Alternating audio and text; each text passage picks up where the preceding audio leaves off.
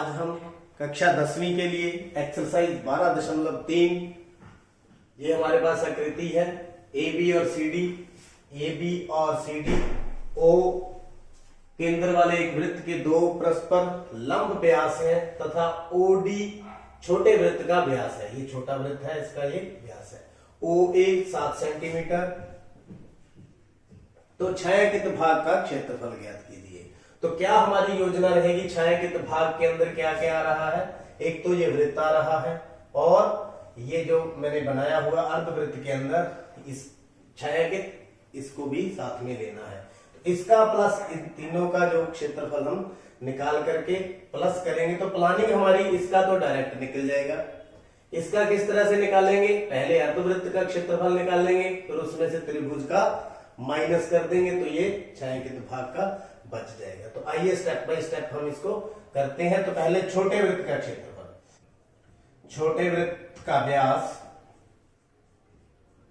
छोटे वृत्त का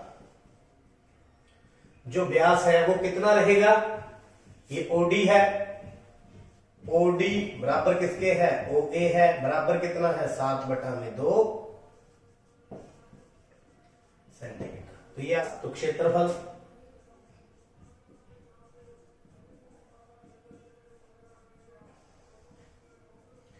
पाई आर स्क्वायर, 22/7, 7/2 गुना में 7/2, तो यहां आ गया 11, 7 से 7 कैंसिल, तो 77/2 सेंटीमीटर स्क्वायर, या इसको करें तो 3 दूनी 8, 8 दूनी 16, 38.5 वर्ग सेंटीमीटर। तो इसका तो निकल गया। अब ये वाला जो छायांकित भाग है इसका निकालेंगे। इसका किस प्रकार से निकालेंगे, पहले अर्धवृत्त ABC का क्षेत्रफल, अर्धवृत्त का क्षेत्रफल पाई आर स्क्वायर बटा में तो 2। तो अर्धवृत्त की त्रिज्या कितनी है, अर्धवृत्त की जो त्रिज्या है वो ओ ए है या ओ सी है या ओ बी है, बराबर कितना है 7 सेंटीमीटर। तो क्षेत्रफल 22/7, तो 7 गुना में 7/2, 7 से 7 कट गया 11, 11 गुना में 7 बराबर 77 वर्ग सेंटीमीटर। ये पूरे अर्धवृत्त का आ गया। अब त्रिभुज एबीसी जो कि क्या है, समकोण है। क्यों समकोण है, क्योंकि ए सी बी बराबर में 90, अर्धवृत्त में बना कोण, अर्धवृत्त में बना कोण कितना होता है, समकोण होता है। तो ये सी बी कोण कितना आ गया 90 डिग्री। तो त्रिभुज एबीसी का क्षेत्रफल कितना होगा, 1/2 गुना में आधार गुना में लंब, 1/2 गुना में आधार। तो इस त्रिभुज का अगर हम आधार ए बी लें तो गुना में लंब कितना हो जाएगा, ओसी। 1/2 आधार जो ए बी है ये व्यास हो गया, 7 दूनी 14, और ओसी कितना है 7, तो 7 गुना में 7 49 वर्ग सेंटीमीटर।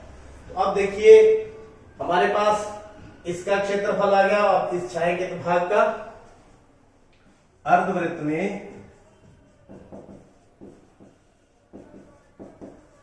छायांकित भाग का क्षेत्रफल, तो अर्धवृत्त में छायांकित भाग का क्षेत्रफल कितना हो गया, ये 77 माइनस कितना 49, 77 में से कितना माइनस करेंगे 49, 17 में से 9 गए 8, 28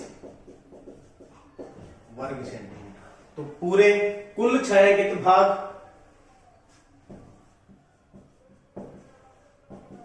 कुल छायांकित भाग का क्षेत्रफल किस किस का हो गया, एक तो छोटे वृत्त का, छोटे वृत्त का क्षेत्रफल प्लस अर्धवृत्त में छायांकित भाग, अर्धवृत्त में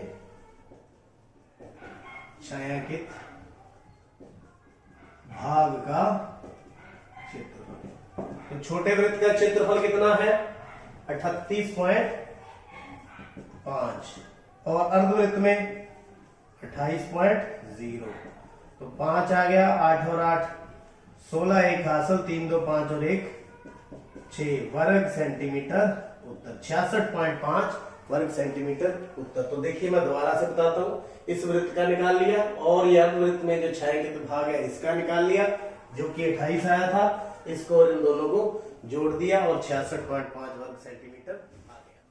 क्वेश्चन नंबर जो 10 है, ये हमारे पास आकृति है। ये ABC एक समद्विबाहु त्रिभुज है, समबाहु त्रिभुज है और इसका क्षेत्रफल 17,320.5 वर्ग सेंटीमीटर है।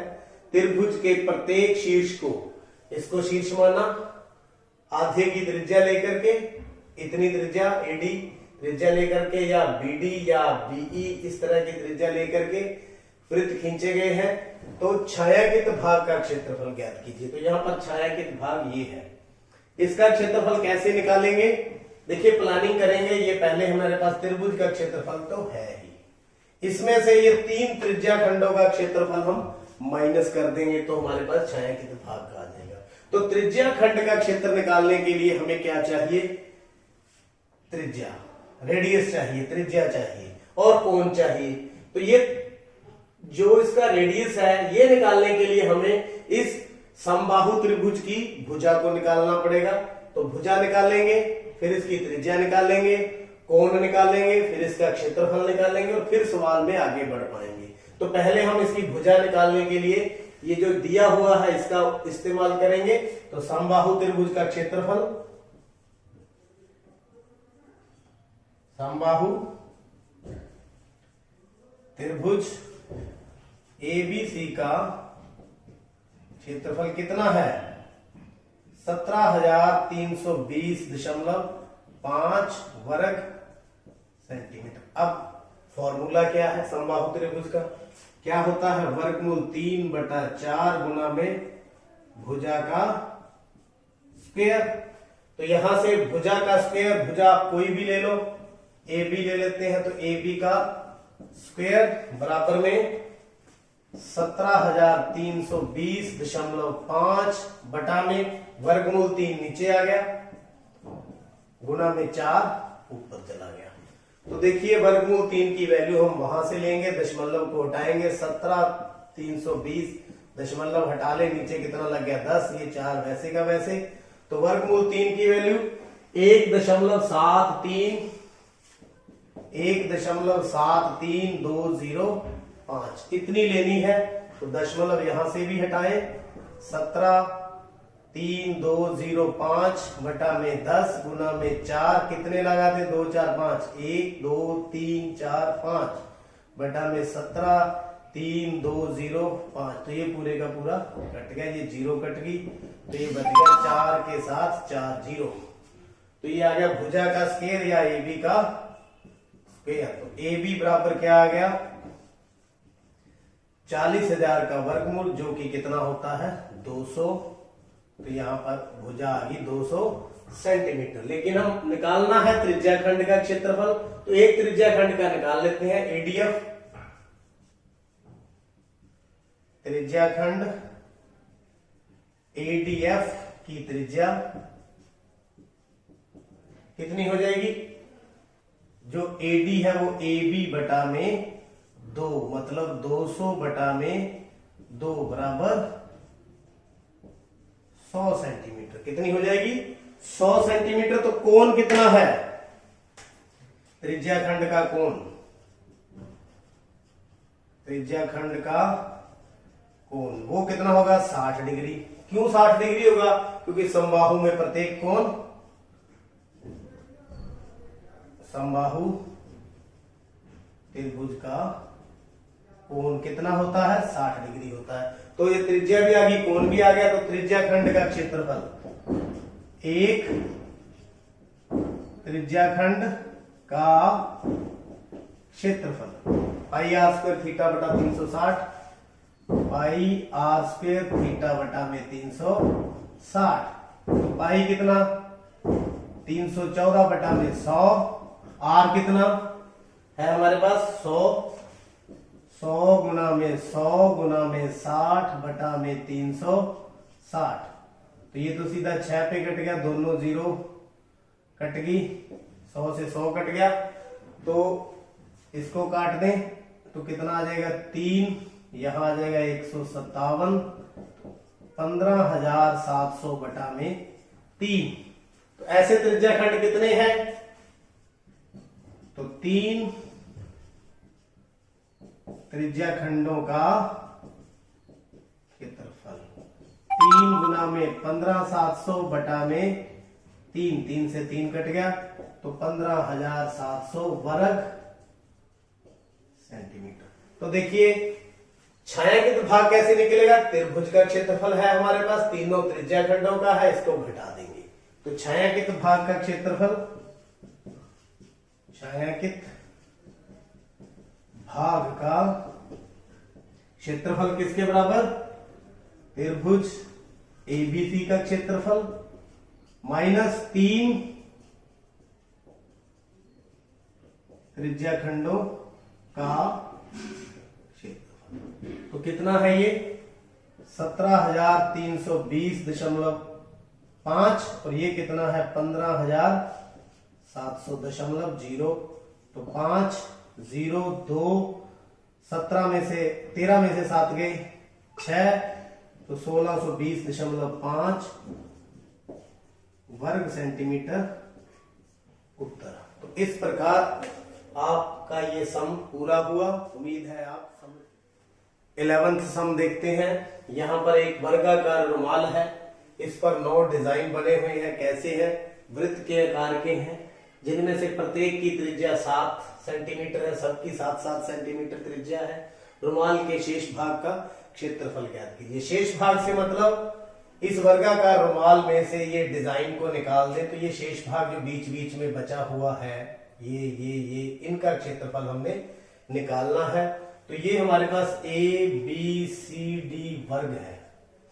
तो प्लानिंग योजना किस प्रकार से रहेगी? पहले वर्ग का क्षेत्रफल निकाल लेंगे, फिर 9 डिजाइनों का क्षेत्रफल निकाल लेंगे, और फिर इन डिजाइनों को वर्ग के क्षेत्रफल में से घटा कर देंगे, तो किसका बच जाएगा? शेष भाग का क्षेत्रफल। तो 1 बाय 1 करते हैं। पहले हम 9 डिजाइनों का क्षेत्रफल ज्ञात करें। एक डिजाइन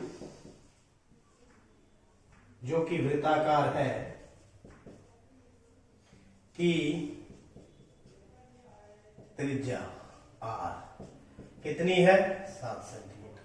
तो एक वृत्ताकार डिजाइन का, एक वृत्ताकार डिजाइन का क्षेत्रफल, तो पाई आर स्क्वायर मतलब 22/7 गुना में 7 गुना में 7। तो 7 से 7 कट गया, तो 22 गुना 7 154 वर्ग सेंटीमीटर। तो ऐसे कितने डिजाइन हैं? 9 डिजाइन है। तो 9 डिजाइनों का